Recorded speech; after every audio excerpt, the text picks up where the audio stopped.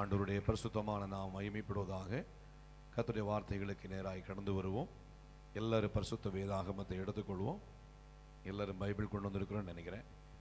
எல்லாரும் பரிசுத்த வேதாகமத்தை நம்ம எல்லா சமயத்திலும் ஆலயத்துக்கு வரும்போது கொண்டு வரணும். கூடவே சர்ச்சுக்கு வந்து மொபைலில் எல்லாம் பைபிள் பார்க்கக்கூடாது. எல்லாரும் பரிசுத்த வேதாகமத்தை எடுத்துக்கொண்டு நீதிமொழிகளின் புஸ்தகம் 23ஆம் அதிகாரம், த புக் ஆஃப் ப்ரோவர்ப்ஸ், நீதிமொழிகளின் புஸ்தகம் 23ஆம் அதிகாரம், அதனுடைய 18வது வசனத்தை நாம் வாசிப்போம். The book of proverbs chapter 23 verse 18 வாசிங்க. நிச்சயமாகவே முடிவு உண்டு, உன் நம்பிக்கை வீண் போகாது. கர்த்தருடைய பரிசுத்தமான நாமம் மகிமைப்படுவதாக. இந்த பிரைஸ் தி லார்ட் செப்டம்பர் மாதத்தின் முதல் நாள் காலை வேளையிலே பரிசுத்த ஆராதனையிலே தேவ சமூகத்திலே காணப்படுகிறோம். இந்த வருஷத்தின் கடந்த பிரைஸ் தி லார்ட் 8 மாத காலங்களாய் ஆண்டவர் கிருபையாய் நம்மை நடத்தினார். எத்தனையோ தேவைகள், எத்தனையோ சூழ்நிலைகள் நம்முடைய வாழ்க்கையில கடந்து வந்த நேரத்தில் எல்லாம் ஆண்டவராகிய தேவன் அற்புதகரமாய் அதிசயமாய் நம்மை நடத்தி வந்தபடியினால் கர்த்தரை துதிக்கிறேன். கர்த்தருடைய நாமம் மகிமைப்படட்டும். இந்த 9வது மாதத்தின் முதல் நாளிலே நாம் தேவ சமூகத்திலே பரிசுத்த ஆராதனையிலே நாம் காணப்படுகிறதான வேளையிலே பரிசுத்த ஆவியானவர் நம்மோடு கூட இடைபடுகிற ஒரு வார்த்தை என்னவென்றால், நிச்சயமாகவே முடிவு உண்டு, உன் நம்பிக்கை வீண் போகாது. அல்லேலூயா. ஆண்டவரை யார் நம்புகிறார்களோ அவருடைய நம்பிக்கை ஒரு காலம் வீண் போவதில்லை. அல்லேலூயா. அவர்கள் அவரை நோக்கி பார்த்து பிரகாசம் அடைந்தார்கள்.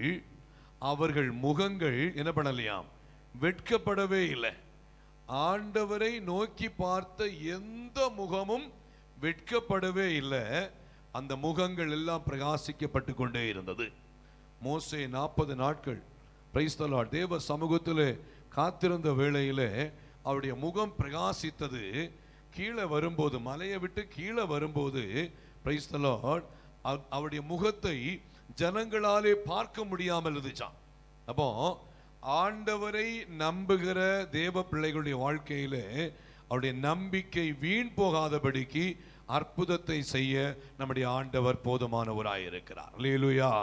பாருங்க, யோபு ஒரு வார்த்தையை சொல்லுவார். வாசிங்க, யோபுவின் புஸ்தகம் 13ஆம் அதிகாரம் 15ஆம் வசனம் வாசிங்க. யோபு 13:15 வாசிங்க. அவர் என்னை கொன்று போட்டாலும் அவர் மேல் நம்பிக்கையாயிருப்பேன். அல்லேலூயா. எத்தனை பேர் இந்த வார்த்தையை நம்ம விசுவாசத்தோடு சொல்ல முடியும்? அவர் என்னை கொன்று போட்டாலும் அவர் மேல் நம்பிக்கையாயிருப்பேன். எப்படிப்பட்ட சூழ்நிலை வந்தாலும் சரி, என் நம்பிக்கை என் ஆண்டவரை விட்டு பின்வாங்கி போவதில்லை. என் நம்பிக்கை ஆண்டவரை விட்டு வழி தப்பி போவதில்லை. என் ஆண்டவரை விட்டு தூரமாய் போவதில்லை. அவர் சொல்றாரு, அவர் என்னை கொன்று போட்டாலும். பாருங்க, யோபுவின் புஸ்தகத்துல 1ஆம் அதிகாரம் 1ஆம் வசனம் சொல்லுது, ஊஸ் தேசத்திலே யோபு என்னும் பெயர் கொண்ட ஒரு மனுஷன் இருந்தான். அவன் உத்தமனும் சன்மார்க்கனும் தேவனுக்கு பயந்து பொல்லாப்புக்கு விலகுகிறவனுமாயிருந்தான். பாருங்க, அவ்வளவு உண்மையுள்ள மனுஷன். ஆண்டவராகிய தேவன் பிரைஸ் தி லார்ட் சாத்தானை பார்த்து கேட்கிறார், என் தாசனாகிய யோபுவின் மேல் நீ கவனம் வைத்தாயோ? அவன் உத்தமனும் சன்மார்க்கனும் தேவனுக்கு பயந்து பொல்லாப்புக்கு விலகுகிறவனுமாய் இருக்கிறான். இவனை போல பூமியில யாருமே இல்லை என்று சொல்லப்பட்ட அந்த சூழ்நிலையில யோபுவுக்கு பிரச்சனை மேல பிரச்சனை வந்துச்சு, சோதனை மேல சோதனை வந்துச்சு. உண்மையுள்ள மனுஷன், சன்மார்க்கன், தேவனுக்கு பயப்படுகிறவன், பொல்லாப்புக்கு விலகுகிறவன் கவலைப்படவே இல்லை. அவர் சொல்றாரு, அவர் என்னை கொன்று போட்டாலும் என் ஆண்டவர் மேல் நம்பிக்கையாயிருப்பேன். அல்லேலூயா. நான் உண்மையா இருந்தேன், ஏன் எனக்கு இவ்வளவு பாடுகள்? உண்மையா இருந்தேன், ஏன் எனக்கு இவ்வளவு பிரச்சனைகள்? நான் உண்மையா இருந்தேன், ஏன் எனக்கு இவ்வளவு வேதனைகள்? Price the Lord. அந்த இடத்துல ஒண்ணுமே சொல்லல. பாருங்க, அவர் சொல்றாரு, நிர்வாணியாய் என் தாயின் வயிற்றிலிருந்து வந்தேன், நிர்வாணியாய் நான் கடந்து சொல்லுவேன். கர்த்தர் தந்தார், கர்த்தர் எடுத்தார், கர்த்தருடைய நாமத்திற்கே ஸ்தோத்திரம். அல்லேலூயா. அவருடைய நம்பிக்கையை வீண் போக செய்யல. அவருடைய நம்பிக்கை வீண் போகல. அவருடைய வாழ்க்கையில ஆண்டவரை விட்டு தூரமாய் போகல, ஆண்டவரை விட்டு வழி தப்பி போகல. பாருங்க, நம்பிக்கை வீண் போகாதபடிக்கு நிச்சயமாகவே ஒரு முடிவு உண்டு என்று விசுவாசத்தோடு காணப்பட்ட யோபுவுடைய வாழ்க்கை 42ஆம் அதிகாரத்தில் சொல்லும் போது யோபுவின் முன்னிலைமையை பார்க்கிலும் பின்னிலைமையை ஆண்டவர் இரட்டத்தனையாய் ஆசீர்வதித்தார். அல்லேலூயா. Praise the Lord. அவருக்கு எப்படி எத்தனை ஆடுகள் இருந்துச்சோ, எத்தனை மாடுகள் இருந்துச்சோ, எத்தனை ஏர் மாடுகள் இருந்துச்சோ, எத்தனை ஒட்டகங்கள் இருந்துச்சோ, எத்தனை கழுதைகள் இருந்துச்சோ, அதற்கு இரட்டத்தனையான ஆசீர்வாதத்தை கர்த்தர் கொடுத்தார். மாத்திரமல்ல, இன்னும் 10 குழந்தைகளை கர்த்தர் கொடுத்து அவரை ஆசீர்வதித்தார். அல்லேலூயா. எதற்காக இந்த காரியத்தை சொல்றேன்னு சொன்னா, பிரைஸ் தி லார்ட், இந்த காலை வேளையிலே ஆண்டவரை நம்பி வந்திருக்கிற தேவ பிள்ளைகள், நாம் நம்பிக்கையில் உறுதியாயிருப்போம். அல்லேலூயா. நம்பிக்கையில் உறுதியாயிருப்போம். நாம் விசுவாசித்த விசுவாசத்தில் உறுதியாயிருப்போம். ஒரு காலம் நாம் ஆண்டவரை விட்டு பின்வாங்கி போய்விடாதபடிக்கு, ஆண்டவரை விட்டு வழிதப்பி போய்விடாதபடிக்கு, நாம் சோர்ந்து போய்விடாதபடிக்கு, தேவன் நம்மிடத்தில் வைத்த நம்பிக்கையில் நாம் உறுதியாயிருக்கும் போது கர்த்தர் நம்முடைய வாழ்க்கையிலே அதிசயத்தை செய்ய அவர் போதுமானவராயிருக்கிறார். அல்லேலூயா. Praise the Lord. இந்த நாளிலே செய்தியுடைய தலைப்பு, உன் நம்பிக்கை வீண் போகாது. அல்லேலூயா. உன் நம்பிக்கை வீண் போகாது. தொடர்ந்து ஒரு வசனத்தை வாசிங்க. Praise the Lord. சங்கீதங்களின் புத்தகம் 9ஆம் அதிகாரம் 18ஆம் வசனம் வாசிங்க. சங்கீதம் 9:18 வாசிங்க. எளியவன் என்றைக்கும் மறக்கப்படுவதில்லை, எளியவன் என்றைக்கும் மறக்கப்படுவதில்லை. சிறுமைப்பட்டவர்களுடைய நம்பிக்கை, சிறுமைப்பட்டவர்களுடைய நம்பிக்கை ஒருபோதும் கெட்டு போகாது. அல்லேலூயா. சிறுமைப்பட்டவர்கள், ஆர் ஒதுக்கப்பட்டவர்கள், ஆர் சாதாரணமாக எண்ணப்பட்டவர்கள், தேவ பிள்ளைகள், நாம் கர்த்தரை நம்பும் போது நம்முடைய நம்பிக்கை ஒருபோதும் கெட்டு போகாது. அல்லேலூயா. ஏன்னா வசனம் சொல்லுது, அவர் எளியவனை புழுதியின் என்ன பண்ணாரு, தூக்குகிறவராய் இருக்கிறார். சாதாரணமான மக்களாய் இருக்கிறதான நம்மை நாம் தேவருக்கு முன்பாய் நம்மை அர்ப்பணிக்கும் போது, நாம் எந்த நிலைமையில் இருந்தாலும் சரி, நம்மை தூக்கி சுமக்க நம்முடைய தேவன் போதுமானவராய் இருக்கிறார். ஆகையால் நம்முடைய நம்பிக்கை ஒருபோதும் கெட்டு போகாதபடிக்கு நாம் கர்த்தரையே நம்பி இருக்க வேண்டும் என்று வசனம் அழகாய் சொல்லப்பட்டிருக்கு. வாசிங்க. தொடர்ந்து இன்னும் வாசிக்கும் போது சங்கீதங்களின் புத்தகம் 27ஆம் அதிகாரம் 3ஆம் வசனம் வாசிங்க. சங்கீதம் 27:3 முதல் வாசிங்க. எனக்கு விரோதமாக ஒரு பாளையம் இறங்கினாலும் என் இருதயம் பயப்படாது. என் மேல் யுத்தம் எழும்பினாலும் இதிலே நான் நம்பிக்கையாயிருப்பேன். இதிலே தேவன் பேரில் நான் நம்பிக்கையாயிருப்பேன். பாருங்க, எதுல நம்பிக்கையா இருப்பாரு சொல்லுங்க. வாசிக்கும் போது, கர்த்தரிடத்தில் ஒன்றை நான் கேட்டேன், அதையே நாடுவேன்.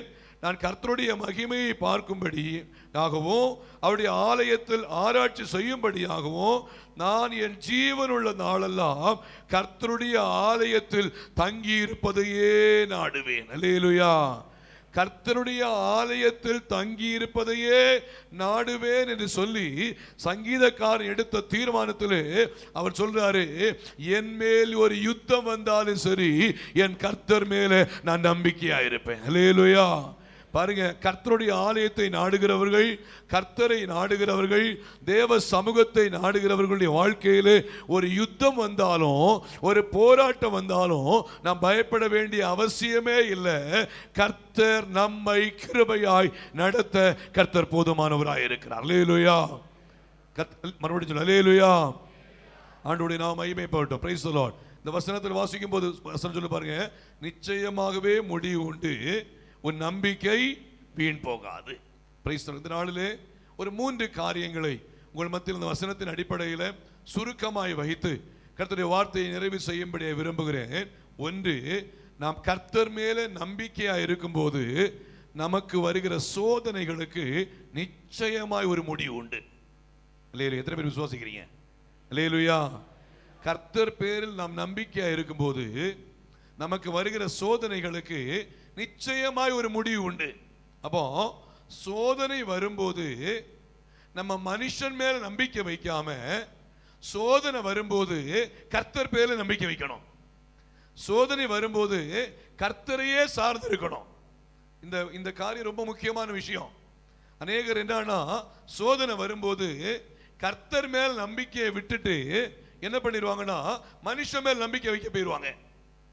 மனுஷன் மேல நம்பிக்கை வச்சா நிச்சயமா தோல்விதான், நிச்சயமா ஏமாற்றம் தான். மனுஷன் மேல் நம்பிக்கை வச்சா கண்டிப்பாவே அது நமக்கு சாதகமா இருக்காது. ஆனால் சோதனையின் நேரத்தில் கர்த்தர் பேர் நாம் நம்பிக்கை வைப்போமே என்றால் அவர் நம்முடைய நம்பிக்கைக்கு பாத்திரராய் இருந்து நம்மை நடத்த கர்த்தர் போதுமானவராய் இருக்கிறார். அல்லேலூயா. வாசிங்க 1 கொரிந்தியரின் புஸ்தகம் 10ஆம் அதிகாரம் 13ஆம் வசனம் வாசிங்க. 1 கொரிந்தியர் 10ஆம் அதிகாரம் 13ஆம் வசனம். The book of 1 Corinthians chapter 10 verse 13 வாசிங்க.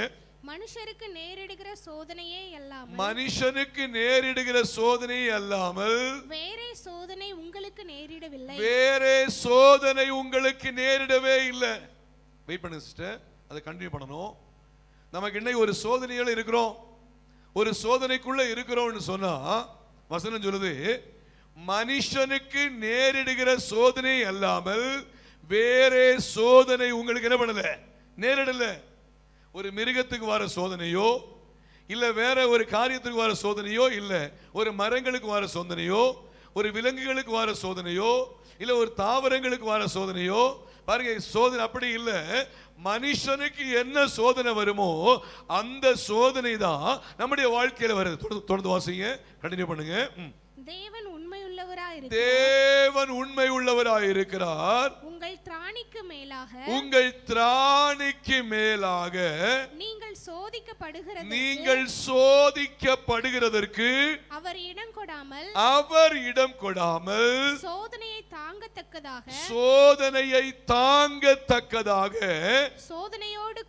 சோதனையோடு கூட அதற்கு தப்பிக்கொள்ளும்படியான போக்கையும் அதற்கு ஒரு முடிவையும் உண்டாக்குகிறவர் நம்முடைய ஆண்டவர் ஆகிய தேவன். அல்லேலூயா.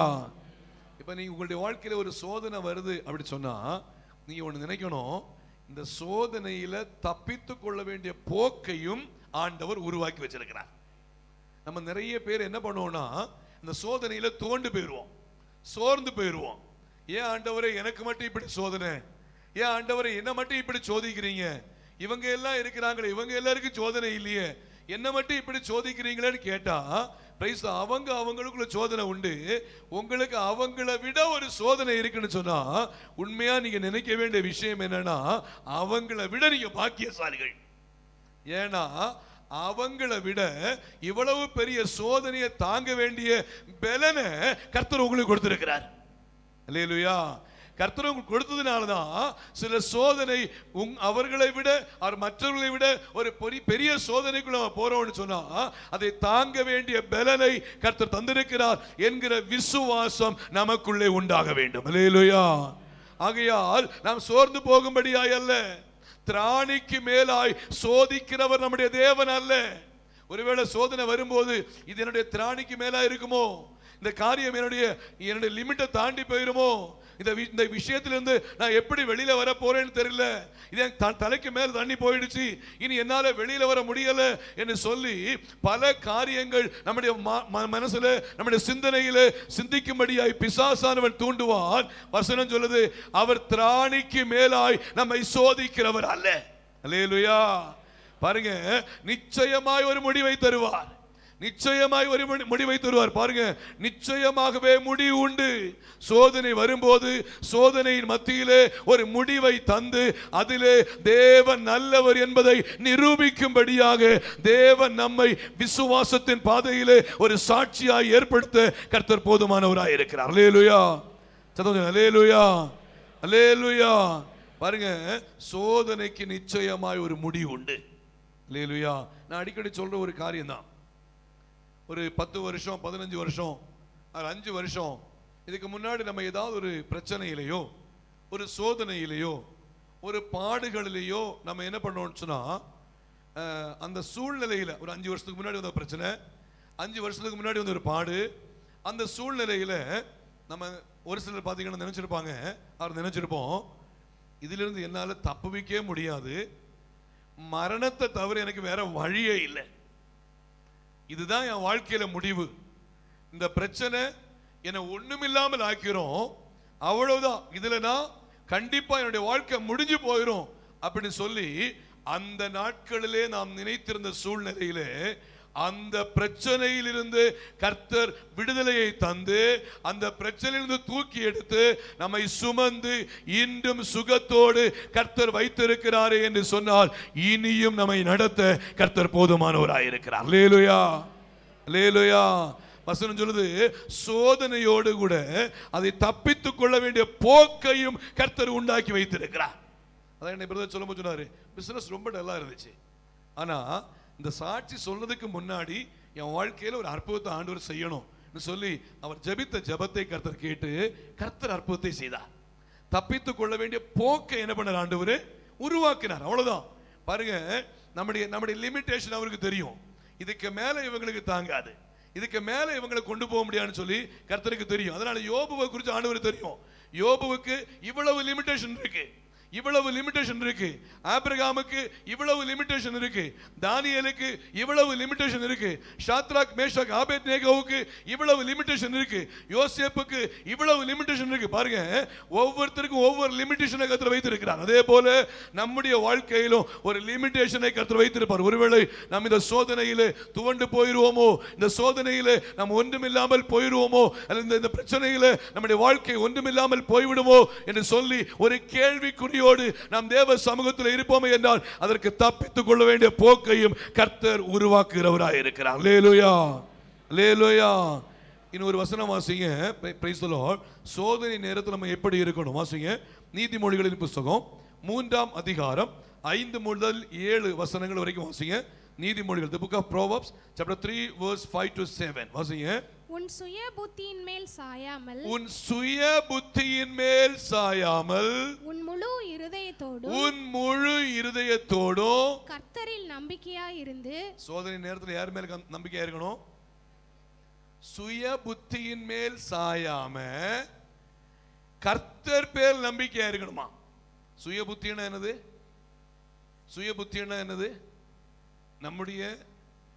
நம்முடைய டேலண்ட்ஸ், நம்முடைய நமக்கு இருக்கிறதான பலன்.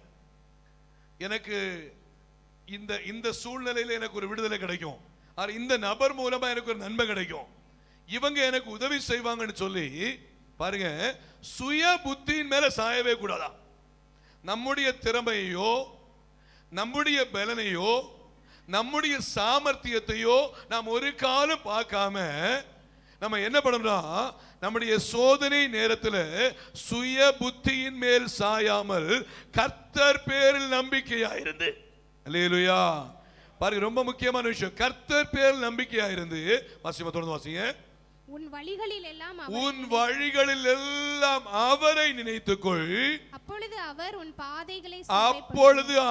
உன் பாதைகளை செவ்வைப்படுத்துவார். நீ உன்னை ஞானி என்று எண்ணாதே, கர்த்தருக்கு பயந்து தீமையை விட்டு விலகு. அல்லேலூயா.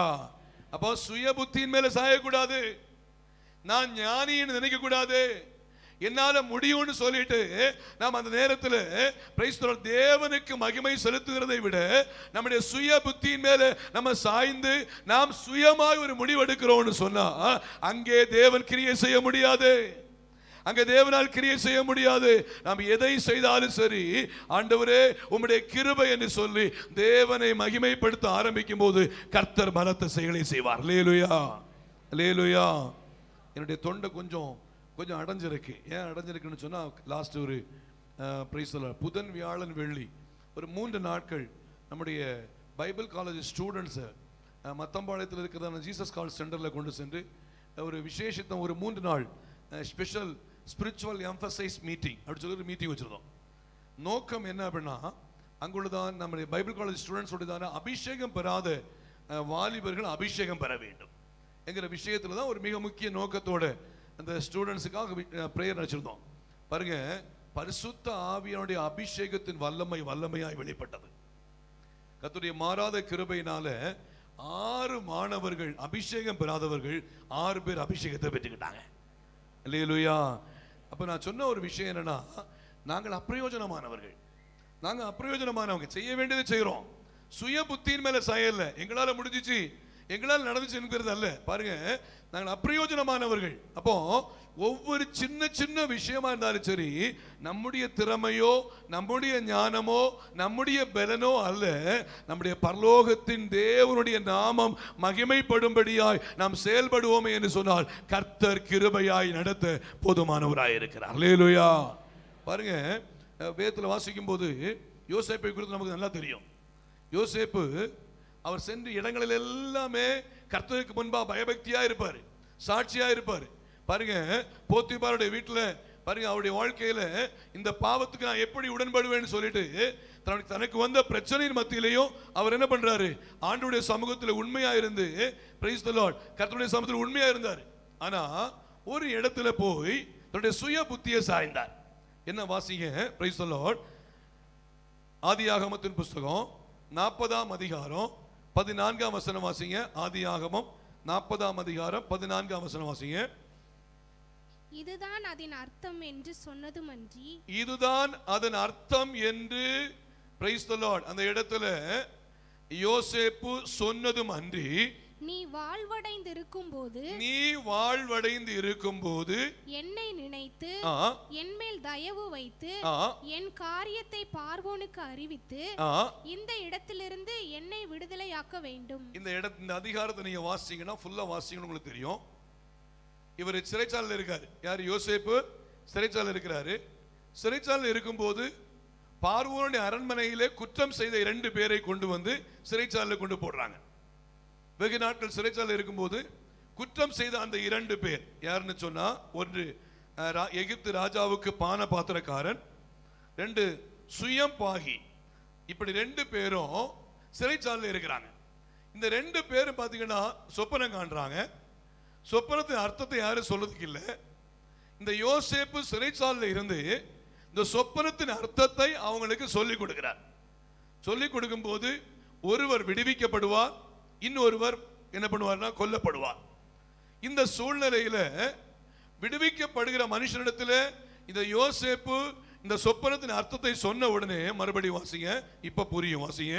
இதுதான் அதன் அர்த்தம், இதுதான் அந்த அர்த்தம் என்று சொன்னதும் அன்றி, நீ வாழ்வடைந்து இருக்கும்போது, நீ வாழ்வடைந்து இருக்கும்போது சொல்ல, நீ மறுபடியும் ராஜஸ்தானத்துல போய் ராஜாவின் அரண்மனையில் இருக்கும்போது என்னை நினைத்து என் மேல் தயவு வைத்து, யார்கிட்ட சொல்றாரு? அந்த பான பாத்திரக்காரன் சொல்றாரு, என்னை நினைத்து எனக்கு நீ தயவு வைத்து என் காரியத்தை பார்வோனுக்கு அறிவித்து இந்த இடத்திலிருந்து என்னை இடத்திலிருந்து நான் விடுதலையாக்குவதற்கு எனக்கு நீ உதவி செய்யான்னு சொல்லி யோசேப்பு அந்த பான பாத்திரக்காரன் சொல்றாரு. பாருங்க என்ன நடந்துச்சு, வாசிங்க. 23ஆம் வசனம் வாசிங்க. ஆனாலும் பானபாத்திரக்காரன் தலைவன், ஆனாலும் பான பாத்திரக்காரரின் தலைவன் யோசேப்பை நினையாமல் அவனை மறந்து விட்டார். அல்லேலூயா. நம்முடைய சூழ்நிலையில சோதனையின மத்தியில நம்ம யாரதான் நினைக்கணும்னு சொன்னா கர்த்தரையே நினைக்கணும். ஒருவேளை நம்ம சிலருக்கு நல்ல நன்மை செஞ்சிருப்போம், நல்ல உதவி செஞ்சிருப்போம். பாருங்க, சிலர் அவங்க எல்லாம் சொல்லுவாங்க, அண்ணே சொல்லுவாங்க, ஐயா கண்டிப்பா உங்களுடைய ஒரு கஷ்டத்தின் நேரத்தில் நாங்க உங்களுக்கு துணையா நிற்போம், உங்களுக்கு எந்த சூழ்நிலையிலும் நாங்க உங்களை விட்டு மாறவே மாட்டோம், நாங்க பயங்கரமா உங்களுக்கு உதவியா நிற்போம் அப்படிலாம் சொல்லுவாங்க. ஆனா நேரம் வரும்போது ஓடி தப்பிடுவாங்க. அல்லேலூயா. இயேசுவோடு கூட இருந்த 12 அப்போஸ்தலர்கள் மிக முக்கியமான அப்போஸ்தலனாகிய பேதுருவே இயேசுவை கொலை செய்ய கொண்டு போகும்போது பாருங்க, இவரும் அவரோடு இருந்த மனுஷன் தான் சொல்லும்போது, இதுக்கு முன்னாடி அவர் சொன்னாரு, யார் உம்மை விட்டு விலகி போனாலும் நான் உம்மை விட்டு விலகி போக மாட்டேன்னு சொன்ன பேதுரு இப்ப சொல்றாரு, அவரை யார் என்று அறியேன், இயேசுவை யார் என்று அறியேன். பாருங்க, சோ வசனம் சொல்லுது, மனுஷனை நம்புவதை பார்க்கலாம் கர்த்தர் பேரில் பற்றுதலாய் இருப்பதே நலம். அல்லேலூயா. பிரபுக்களை நம்புவதை பார்க்கலாம் கர்த்தர் பேரில் படுதலா இருப்பதே நலம். சோ நான் உதவி செய்வேன், நீங்க உதவி செய்வாங்க, இவங்க எனக்கு உதவி செய்வாங்க, என் கஷ்டத்தில் இவங்க உதவி செய்வாங்கன்னு சொல்லி மனுஷனை நான் நம்பாதபடிக்கு நம்முடையதான உதவியை எப்பொழுது பரத்திலிருந்து எனக்கு ஒத்தாசை வரும் பர்வதங்களுக்கு நேராக என் கண்களை ஏறெடுக்கிறேன். வானத்தையும் பூமியையும் உண்டாக்கின கர்த்தரிடத்திலிருந்து எனக்கு ஒத்தாசை வரும் என்று சொல்லி யார் பரத்தை நோக்கி பார்க்கிறோமோ அவர்களுடைய வாழ்க்கையிலே சோதனையின் மத்தியிலே ஒரு முடிவை கொடுத்து அவர்களை கிருபையாய் நடத்த கர்த்தர் போதுமானவராய் இருக்கிறார். அல்லேலூயா. ஒன்று, சோதனைக்கு ஒரு முடிவு உண்டு. எத்தனை பேர் விசுவாசிக்கிறோம்? அல்லேலூயா, அல்லேலூயா. பக்கத்தில் உள்ள கரங்களை பிடிச்சு சொல்லுங்க, உங்க சோதனைக்கு ஒரு முடிவு உண்டு. சொல்லுங்க, உங்க சோதனைக்கு ஒரு முடிவு உண்டு. சத்தமா சொல்லுங்க. எஸ், நிச்சயமா கர்த்தர் உங்களை ஆசீர்வதிப்பாராக. இரண்டாவதாக பார்க்கும்போது உங்கள் கண்ணீருக்கு ஒரு முடிவு உண்டு. அல்லேலூயா. சிலர் பார்த்தீங்கன்னா தன்னுடைய பிரச்சனையை, தன்னுடைய சூழ்நிலையை கண்ணீர் விட்டு அழுதுட்டே இருப்பாங்க. அவங்களை யார்கிட்ட போய் சொல்றது? யார்கிட்ட சொன்னாலும் சரி நம்மளை என்ன பண்ணுவாங்க? ஏளனமா பார்ப்பாங்க. யார்கிட்ட போய் சொல்ல முடியாது. சில நேரத்தில் பாஸ்டர்கிட்ட போய் சொல்லணும்னு பார்த்தா பாஸ்டர் ரொம்ப பிஸியா இருக்காரு. என்ன பண்றதுங்கிற விஷயத்துல கண்ணீரோட கூட இருப்போம். நம்முடைய கண்ணீருக்கு ஒரு முடிவை கொடுக்க கர்த்தர் போதுமானவர். அல்லேலூயா. கர்த்தர் நல்லவர். வாசிங்க யோபுவின் புஸ்தகம் 16ஆம் அதிகாரம் 20ஆம் வசனம் வாசிங்க. யோபு 16:20 வாசிங்க. என் சிநேகிதர் என்னை பரியாசம் பண்ணுகிறார்கள். என் சிநேகிதர் என்னை பரியாசம் பண்ணுகிறார்கள். என் கண் தேவனை நோக்கி, என் கண் தேவனை நோக்கி கண்ணீர் சொரிகிறது. சிநேகிதர் பரியாசம் பண்ணா சிநேகிதர்கிட்ட சண்டை தான் போடணும். அப்படின்னா இவர் சிநேகிதர்கிட்ட சண்டை போட போகல, என் கண் தேவனை நோக்கி கண்ணீர் சொரிகிறது. அல்லேலூயா. தேவ பிள்ளைகளுடையதான கண்களுடைய கண்ணீர் தேவ சமூகத்திலே வந்து விழுவுன்னு சொன்னா, ஜெபிக்கிற நேரத்தில் நாம் கண்ணீரோடு நாம் ஜெபிக்கிறவளா இருப்போம்னு சொன்னா நம்முடைய கண்ணீருக்கு, நம்முடைய சோதனைகளுக்கு, நம்முடைய வேதனைகளுக்கு, நம்முடைய கலக்கத்திற்கு ஒரு முடிவை கட்ட கர்த்தர் போதுமானவராய் இருக்கிறார். அல்லேலூயா. வாசிங்க, ஒரு பகுதியை வாசிங்க. 2 ராஜாக்களின் புஸ்தகம் 20ஆம் அதிகாரம், The Book of 2 Kings. 2 ராஜாக்களின் புஸ்தகம் 20ஆம் அதிகாரம் 1ஆம் வசனத்திலிருந்து வாசிங்க. Praise the Lord. The Book of 2 Kings chapter 20 verse from 1 வாசிங்க. அந்நாட்களில் எசேக்கியா வியாதிப்பட்டு மரணத்துக்கு ஏதுவாயிருந்தான்.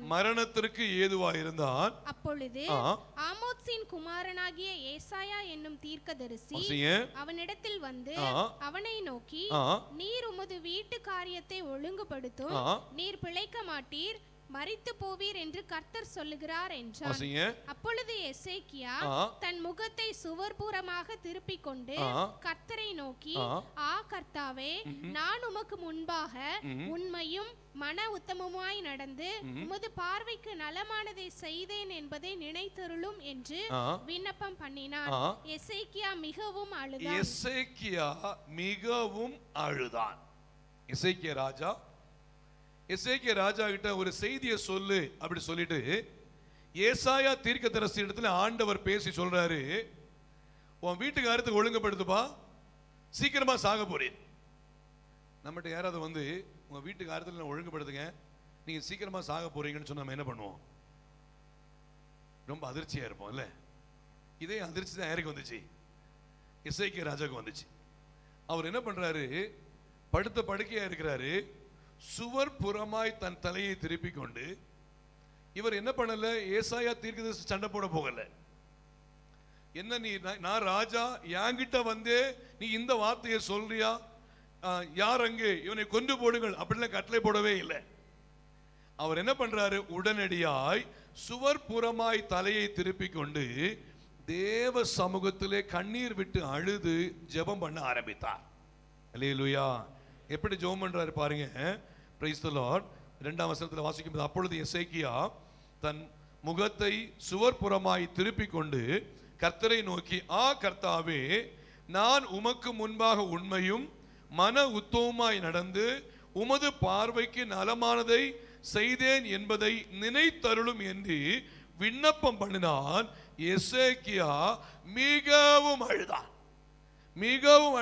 ஏசாயா தீர்க்கதரிசி சொல்லிட்டு அவர் வீட்டை விட்டு கிளம்பிட்டார். பாருங்க, எசேக்கியாவின் கண்ணீர் தேவ சமூகத்தில் எட்டினது. அல்லேலூயா. எசேக்கியாவின் கண்ணீர் தேவ சமூகத்தில் எட்டினது. இவர் பாருங்க, ஏசாயா தீர்க்கதரிசி எசேக்கியா ராஜா கிட்ட சொல்லிட்டு இவர் முற்றத்தின் வழியா இறங்கி போறார், வீட்டை விட்டு இறங்கி போறார். இறங்கி போன உடனே பாருங்க, எசேக்கியாவின் கண்ணீர் தேவ சமூகத்தில் ஏற்றினது. மறுபடியும் கர்த்தர் ஏசாயாவோடு பேச ஆரம்பித்தார். என்ன பேசுறார்? வாசிங்க வாசிங்க. ஏசாயா பாதி முற்றத்தை விட்டு அப்புறம் போகிறதற்கு முன்னே, ஏசாயா பாதி முற்றத்தை விட்டு அப்புறம் போகிறதற்கு முன்னே கர்த்தருடைய வார்த்தை அவனுக்கு உண்டாகி, ஏசாயா தீர்க்கதரிசிக்கு உண்டாகி அவர் சொன்னது, நீ திரும்பி போய் என் ஜனத்தின் அதிபதியாகிய எசேக்கியாவை நோக்கி, என் ஜனத்தின் அதிபதியாகிய எசேக்கியாவை நோக்கி, உன் தகப்பனாகிய தாவீதின் தேவனாய் இருக்கிற கர்த்தர் சொல்லுகிறது என்னவென்றால், உன் விண்ணப்பத்தை கேட்டேன், உன் கண்ணீரை கண்டேன், இதோ நான் உன்னை குணமாக்குவேன், மூன்றாம் நாளிலே நீ கர்த்தருடைய ஆலயத்திற்கு போவாய். அல்லேலூயா. ஏசாயா தீர்க்கதரிசி வீட்டுக்காரத்தை ஒழுங்குபடுத்துயா, நீர் மரிக்க போகிறீர்னு சொல்லிட்டு சொன்ன சூழ்நிலையில எசேக்கியா ராஜா என்ன பண்றார்? கண்ணீர் விட்டு அழுது ஜெபித்த நேரத்தில் ஏசாயா தீர்க்கதரிசி பிரைஸ் தி லார்ட் வீட்டை விட்டு வெளியில போய் முற்றத்தை தாண்டதுக்கு முன்னாடி மறுபடியும் கர்த்தர் பேசி, திரும்ப போய் சொல்லுப்பா, நான் உன்னை குணமாக்குவேன். அல்லேலூயா. நான் உன்னை குணமாக்குவேன், உன் கண்ணீரை கண்டேன், உன் விண்ணப்பத்தை கேட்டேன், மூன்றாம் நாள்ல நீ ஆலயத்துக்கு போவா என்று சொல்லி மறுபடியுமாய் பிரைஸ் தி லார்ட் கண்ணீர் விட்டு அழுது ஜெபித்த ஜெபத்தை ஆண்டவராகிய தேவன் கேட்டு ஏசாயா தீர்க்கதரிசியை அனுப்பி கர்த்தர் அற்புதத்தை செய்தாரே என்றால் நம்முடைய கண்ணீரையும் கண்டு நம்முடைய துடைக்க கர்த்தர் போதுமானவராய் இருக்கிறார். அல்லேலூயா. வசனம் சொல்லுது, அன்னாள் மனம் கசந்து கண்ணீர் விட்டு அழுதாள். அன்னாள் மிகுந்த கண்ணீரோடு ஜெபித்தாள். தேவ சமூகத்தில் மிகுந்த கண்ணீரோடு ஜெபித்தாள். ஆண்டவரே, எனக்கு ஒரு ஆண் பிள்ளையை கொடுத்தீங்கன்னா உம்முடைய சமூகத்தில் அவன் உயிரோடு இருக்கு நாளளவும் அவன் உமக்கென்று நான் கொடுக்கிறேன் ஐயா. பாருங்க, தலையில சவரகன் கத்தி படுவது இல்லை என்று சொல்லிக்கொண்டு ஒரு பொருத்தனை பண்ணி கண்ணீர் விட்டு மனம் கசந்து தேவ சமூகத்தில் அன்னாள் ஜெபித்தாள். ஜெபத்தை சர்வ வல்லமையுள்ள ஆண்டவராகிய தேவன் கேட்டார். அல்லேலூயா. பாருங்க, அற்புதத்தை கர்த்தர் செய்தார். அப்படியாய் கிடைக்கப்பெற்ற பிள்ளைதான் சாமுவேலின் பிள்ளையாண்டான். சாமுவேலின் பிள்ளையாண்டான். கொடுக்கப்பட்டது மாத்திரமல்ல, 2 விசேஷித்த ராஜாக்களை அபிஷேகம் செய்து சமஸ்த இஸ்ரவேல் தேசத்திற்கு ராஜாக்களை அபிஷேகம் பண்ணும்படியான ஒரு மிகப்பெரிய தீர்க்கதரிசியாய் ஆண்டவராகிய தேவன் சாமுவேலை தெரிந்து கொண்டாரே என்று சொன்னால், அந்த அன்னாளுடைய கண்ணீர் சாதாரணமான கண்ணீர் அல்ல, ஒரு விலையேறப்பெற்ற கண்ணீராக இருந்தது. அல்லேலூயா. நம்முடைய கண்ணீருக்கு பதில் கொடுக்கிறவர் ஆண்டவராகிய தேவன். நம்முடைய கண்ணீருக்கு நிச்சயமாய் முடிவு உண்டு. கண்ணீருக்கு நிச்சயமாய் முடிவு உண்டு. Price the Lord. கர்த்தர் கிருபையாய் நடத்துவார். பக்கத்தில் உள்ள கரங்களை பிடிச்சு சொல்லுங்க, உங்க கண்ணீருக்கு பதில் உண்டு. உங்க கண்ணீருக்கு நிச்சயமாய் முடிவு உண்டு. சத்தமா சொல்லுங்க, பிரைஸ் தி லார்ட். உங்க கண்ணீருக்கு நிச்சயமாய் முடிவு உண்டு. கர்த்தர் நம்மை ஆசீர்வதிப்பார். ஹல்லேலூயா. மூன்றாவதாக பார்க்கும்போது முடிக்க விரும்புகிறேன். Praise the Lord. இயேசு கிறிஸ்துவின் வருகையின் முடிவு சமீபமாயிருக்கிறது. ஆண்டவராக இயேசு கிறிஸ்துவின் வருகையின் முடிவு சமீபமாயிருக்கிறது. ஒன்று நம்ம பார்த்தோம், சோதனைக்கு முடிவு உண்டு. இரண்டாவது, கண்ணீருக்கு முடிவு உண்டு. இயேசு கிறிஸ்துவின் வருகையின் முடிவு சமீபமாயிருக்கிறது. இயேசு சீக்கிரம் வர போறார். இயேசு சீக்கிரம் வர போறார். எத்தனை பேர் நம்ம ஆயத்தமா இருக்குன்னு தெரியல. எத்தனை பேர் ஆண்டவருடைய சமூகத்தில் இயேசுவின் வருகையிலே அவரோடு கூட சேர்த்து கொள்ளப்படுகிறதான அந்த விசுவாசம் நம்பிக்கையோடு இருக்கிறோன்னு தெரியல. ஆனால் இயேசு சீக்கிரம் வரப்போகிறார். சத்தியத்தையும் அறிவீர்கள், சத்தியம் உங்களை விடுதலையாக்கும். ஆண்டவர் நமக்கு சத்திய வசனங்களை கொடுத்து விடுதலையாய் கிருபையாய் நடத்தி அவர் சீக்கிரமாய் நம்மை அழைத்து கொண்டு செல்லும்படியாய் அவர் வரப்போகிறார். பாருங்க, இயேசு உலகத்தில் வாழ்ந்த நாட்கள்ல இயேசு கிட்ட கேட்டாங்க. இன்னும் ஒரு வசனத்தை வாசி அடுத்த போர்ஷன் சொல்லி தரேன். 1 பேதுரு 4 அதிகாரம் 7 வசனம் வாசிங்க. 1 பேதுரு 4ஆம் அதிகாரம் 7ஆம் வசனம். சீக்கிரம் வாசிங்க. எல்லாவற்றிற்கும் முடிவு சமீபமாயிற்று. எல்லாவற்றிற்கும் முடிவு சமீபமாயிற்று. ஆகையால் தெளிந்த புத்தியுள்ளவர்களாயிருந்து ஜெபம் பண்ணுவதற்கு ஜாக்கிரதையுள்ளவர்களாயிருங்கள். ஜெபம் பண்ணுவதற்கு ஜாக்கிரதை உள்ளவர்களாயிருங்கள். இந்த உலகத்தின் தேவை, இந்த உலகத்தின் காரியம், இந்த உலகத்தின் விஷயங்களுக்கு நாம் அதிகமாய் முக்கியத்துவம் கொடுக்காம எல்லாவற்றுக்கும் முடிவு சமீபமாயிற்று, இயேசு சீக்கிரம் வரப்போகிறார் என்கிற விசுவாசத்தோடு இயேசுவுக்கு முன்னுரிமை கொடுக்க நாம் தேவ சமூகத்தில் ஆயத்தமாவோம். அல்லேலூயா. பாருங்க, இயேசு இந்த உலகத்தில் வாழும்போது இயேசுவிடத்தில் சீஷர்கள் வந்து கேட்கிறாங்க. என்ன கேட்கிறாங்க? வாசிங்க. மத்தேயு 24ஆம் அதிகாரம் 3ஆம் வசனத்திலிருந்தே வாசிங்க. மத்தேயு 24ஆம் அதிகாரம் 3ஆம் வசனத்தில் வாசிங்க. பின்பு அவர் ஒலிவ மலையின் மேல் உட்கார்ந்திருக்கையில் சீஷர்கள் அவரிடத்தில் தனித்து வந்து இவைகள் எப்பொழுது சம்பவிக்கும்? இயேசுவே, எப்போ சம்பவிக்கும்? உம்முடைய வருகைக்கும் உலகத்தின் முடிவுக்கும் அடையாளம் என்ன எங்களுக்கு சொல்ல வேண்டும் என்றார்கள். இயேசு அவர்களுக்கு பிரதியுத்தரமாக, ஒருவனும் உங்களை வஞ்சியாதபடிக்கு எச்சரிக்கையாயிருங்கள். ஏனெனில் அநேகர் வந்து என் நாமத்தை தரித்துக் கொண்டு நானே கிறிஸ்து என்று சொல்லி அநேகரை வஞ்சிப்பார்கள். யுத்தங்களையும் யுத்தங்களின் செய்திகளையும் கேள்விப்படுவீர்கள். கலங்காதபடி எச்சரிக்கையாயிருங்கள். இவைகள் எல்லாம் சம்பவிக்க வேண்டியது. ஆனாலும் முடிவு உடனே வராது.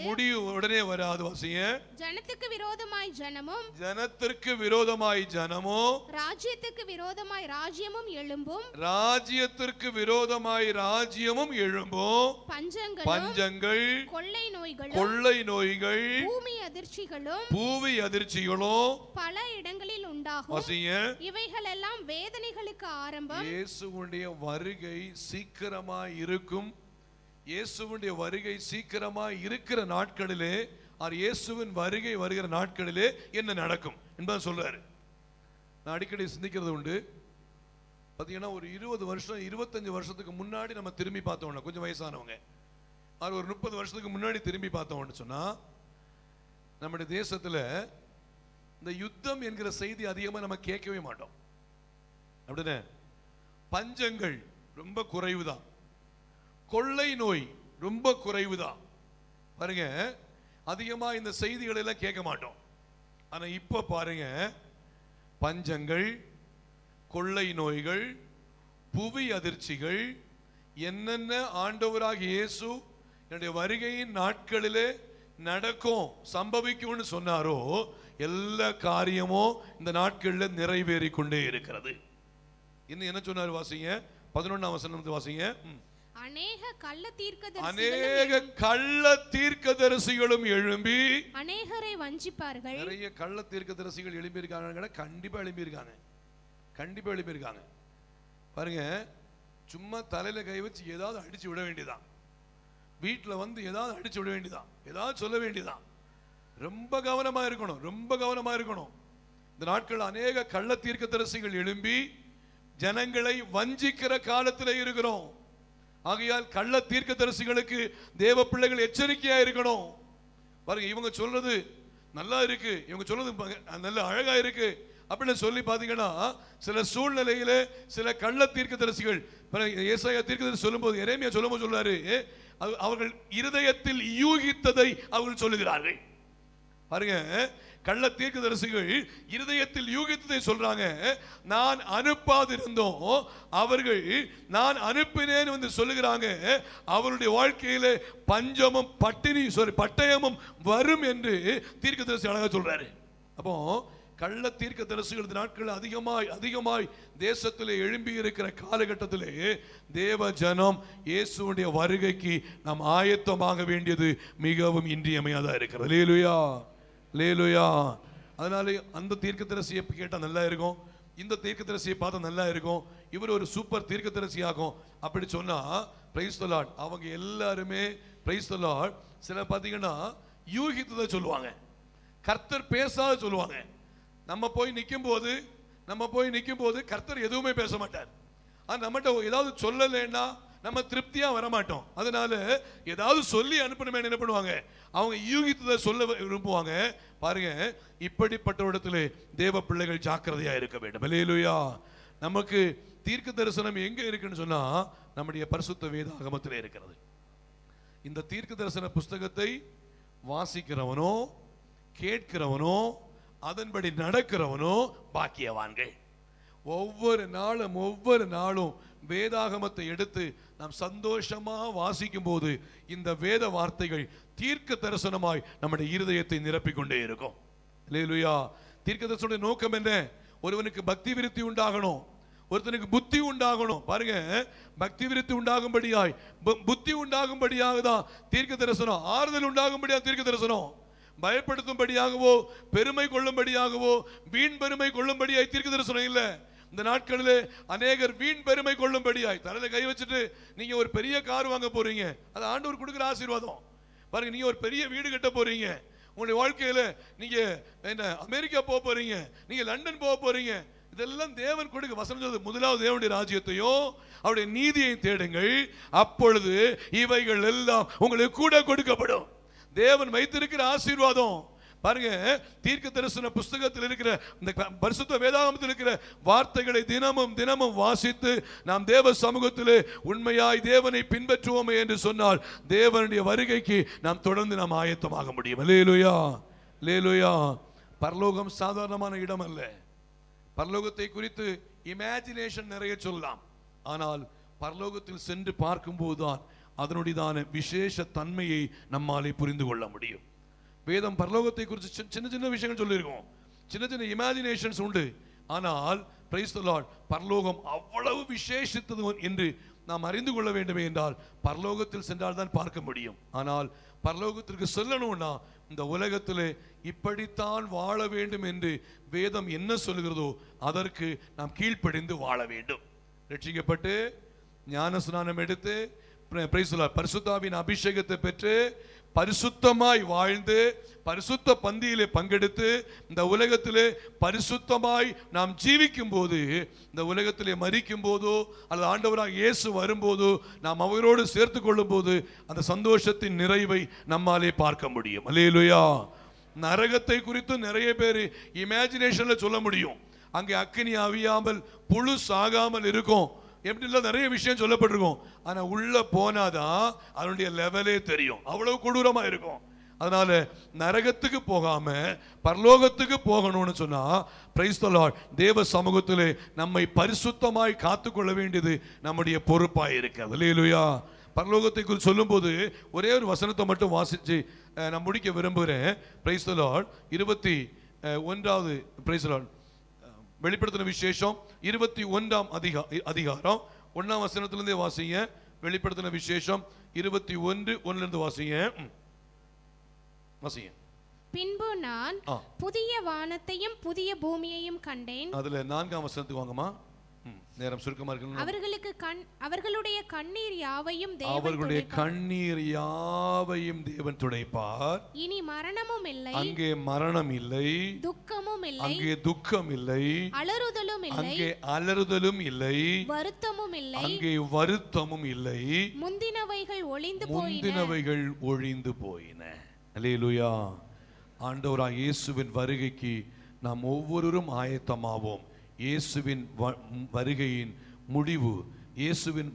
முடிவு சமீபமாயிருக்கிறது. அல்லேலூயா. இயேசு சீக்கிரமாய் வரப்போகிறார்.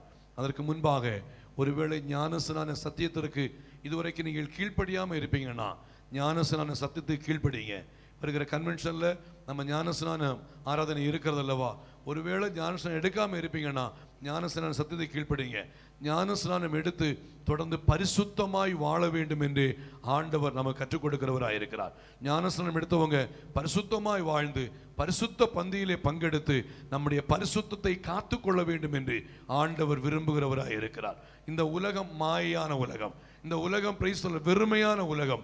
இந்த உலகத்திலே அலறுதல் உண்டு, இந்த உலகத்திலே கண்ணீர் உண்டு, இந்த உலகத்திலே மரணம் உண்டு, இந்த உலகத்திலே துக்கம் உண்டு, இந்த உலகத்திலே வருத்தம் உண்டு. ஆனால் பரலோகத்திலே அவை ஒன்றும் இல்லை. தேவனோடு கூட சந்தோஷமாய் கோடான கோடி வருஷங்கள் நாம் சமாதானமாய் காணப்படுவோம். அல்லேலூயா. ஆண்டவருடைய வருகைக்கு நாம் ஆயத்தமாவோம்.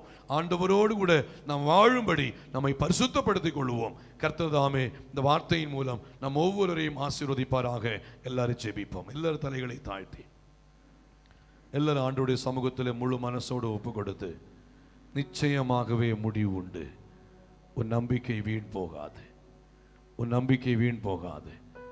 சோதனைக்கு ஒரு முடிவு உண்டு, உன் கண்ணீருக்கு ஒரு முடிவு உண்டு. ஆண்டவராக இயேசு கிறிஸ்துவின் வருகை, அவருடைய முடிவு சமீபமாகவே இருக்கிறது. இயேசு கிறிஸ்துவின் வருகையின் முடிவு சமீபமாகவே இருக்கிறது.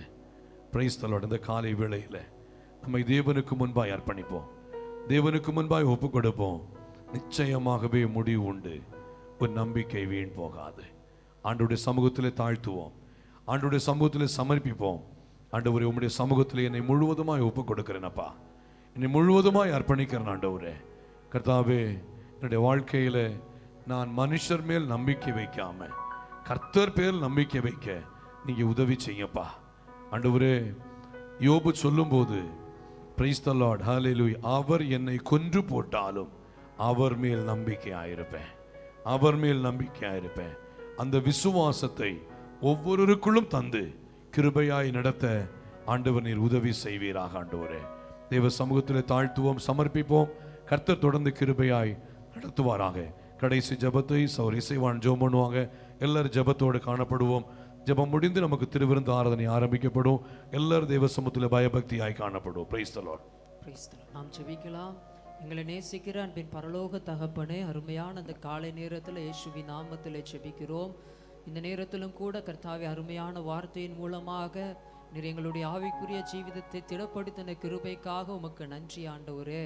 கர்த்தாவே, இந்த நேரத்தில் உன் நம்பிக்கை வீண் போகாது என்கிற தலைப்பில் இருந்து நிச்சயமாகவே முடிவு உண்டு, உன் நம்பிக்கை வீண் போகாது என்கிறதான வசனத்தின் மூலமாக நாங்கள் அநேக காரியங்களை கற்றுக்கொள்ள உதவி செய்தபடினால் உமக்கு நன்றி ஆண்டவரே. கர்த்தாவே, சோதனை வருகிற நேரத்தில், கண்ணீரின் நேரத்தில் எங்களுடைய நம்பிக்கை கர்த்தரின் மேலே இருக்கும் பொழுது அதில் எங்களுக்கு ஒரு முடிவை தருகிறீர் என்பதை நாங்கள் வசன ஆதாரத்தின் மூலமாக நாங்கள் அறிந்து கொண்டிருக்கிறோம். அப்பா, உம்முடைய வருகையும் மிகவும் சமீபமாக இருக்கிறது என்பதையும் கர்த்தாவே நாங்கள் எச்சரிப்பின் வார்த்தையாக நாங்கள் பெற்றுக்கொண்டிருக்கிறோம் ஆண்டவரே. கர்த்தாவே, இந்த நேரத்தில் கேட்டதான வார்த்தைகளை மனதில் கொண்டு ஆண்டவரே ஸ்தோத்திர ராஜா, அதை நாங்கள் எங்களுடைய வாழ்க்கையில் அபியாசப்படுத்த உதவி செய்யுங்கப்பா. செவிகளில் கேட்டதான வார்த்தைகள் சிந்தனையில் கர்த்தாவை யோசித்து பின் இருதயத்தில் நாங்கள் தியானித்து எங்களுடைய வாழ்க்கையில் அதை அபியாசப்படுத்த எங்களுக்கு உதவி செய்யும்படியாய் நாங்கள் செபிக்கிறோம். மீதமாய் இருக்கிற ஒவ்வொரு பகுதியுடைய கரத்தில் ஒப்பு கொடுக்கிறோம். பரிசுத்த பந்திக்கு எங்களை பரிசுத்தப்படுத்துங்க.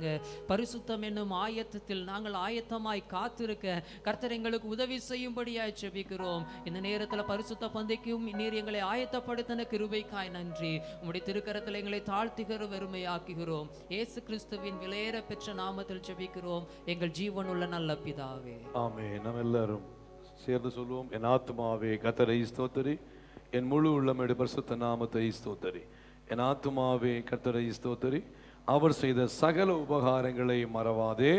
ஆமென். நம்முடைய கர்த்தரும் இரட்சகருமாக இயேசு கிறிஸ்துவின் கிருபையும் பிதாவாகிய தேவனுடைய அன்பும் பரிசுத்த ஆவியானுடைய ஐக்கிய நம் அனைவரோடும் சகல பரிசுத்தவான்களோடும் இன்றும் என்றும் சதா காலங்களிலும் நம் அனைவரோடு கூட இருப்பதாக. ஆமென். அல்லேலூயா. சத்தம் அல்லேலூயா, அல்லேலூயா. கர்த்தர் நம்ம ஒவ்வொரு ஆசீர்வதிப்பாராக. ஒரு